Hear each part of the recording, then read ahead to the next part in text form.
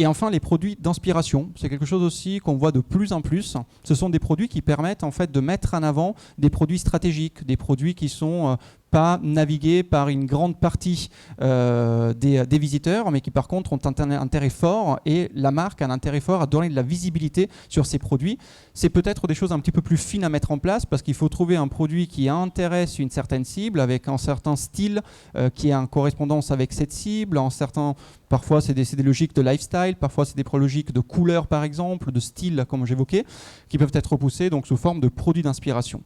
Évidemment, on a pas mal discuté aussi avec Jonathan, ce n'est pas une histoire de guerre entre ces 4 typologies de personnalisation, mais c'est plutôt des typologies de personnalisation ou de push produits qui doivent être adaptées en fonction de l'étape de navigation concernée. J'évoque des sujets très extrêmes. Si on est en train de mettre un produit au panier, on va évidemment pas pousser des produits de substitution, mais on va plutôt essayer d'avoir une augmentation de marge, une augmentation de la valeur du panier en cours.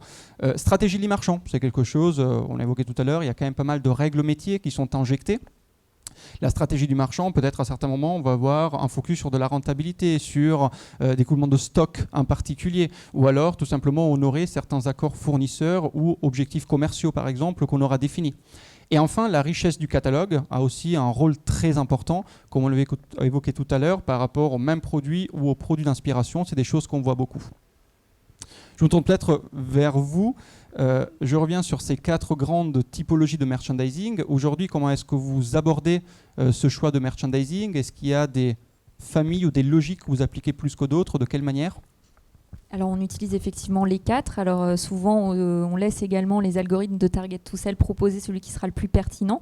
Donc on identifie des espaces dans lesquels après on va pousser des règles. On a des raisonnements qui sont souvent liés à une catégorie de produits chez Yves Rocher. Donc pour proposer des produits qui sont plutôt dans une catégorie. Mais on réfléchit aussi à enrichir pour que des clientes qui sont rentrées dans la marque par exemple par des produits d'hygiène puissent se diversifier pour acheter des produits plus fidélisants, par exemple des soins visage. Et donc on va réfléchir aussi à élargir justement ces propositions pour être plus dans une logique de produits d'inspiration, des produits qui peuvent aussi enrichir améliorer la valeur aussi de la cliente et la faire naviguer un peu plus largement. Ce qui est compliqué, c'est on en parlait, c'est le timing, c'est-à-dire à quel moment déclencher la bonne action, c'est le trigger, le déclencheur qui va faire qu'il faut le pousser à tel moment, telle ou telle chose. Le plus dur, ça reste en plus sur le produit d'inspiration. C'est-à-dire là, sans de la donnée et sans des outils comme Target to Sell, c'est lancer une pièce en l'air et espérer qu'elle tombe sur la tranche, de dire parmi tous mes produits, il y a celui-là, et elle va cliquer dessus, et elle va être inspirée, et du coup, ça va déclencher tout le reste.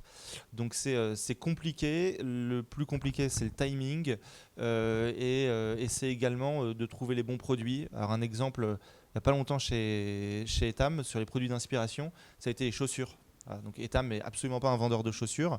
C'est à une lettre près, c'est un autre qui vend des chaussures, mais nous, on ne vend pas des chaussures.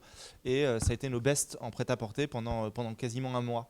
Donc, au tout début, ça a été une incompréhension sur mais pourquoi vous me poussez les chaussures en première position sur les pages de nouveautés et d'inspiration.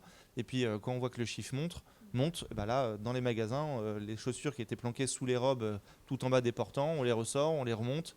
Et là, on adapte le merchandising en magasin parce qu'il y a eu un coup de cœur des clientes pour ces chaussures. Mais instinctivement, là, le merch à la main, personne n'aurait pris les chaussures pour le mettre en haut des nouveautés sur la page prêt-à-porter, par exemple. Donc, voilà, le produit d'inspiration, c'est on va dire, le petit CA incrémental, le truc sympa, la pépite qu'on va découvrir. On va se dire, tiens, c'est génial. Et ensuite, j'adapte tout le reste grâce à ces niches qui vont sortir.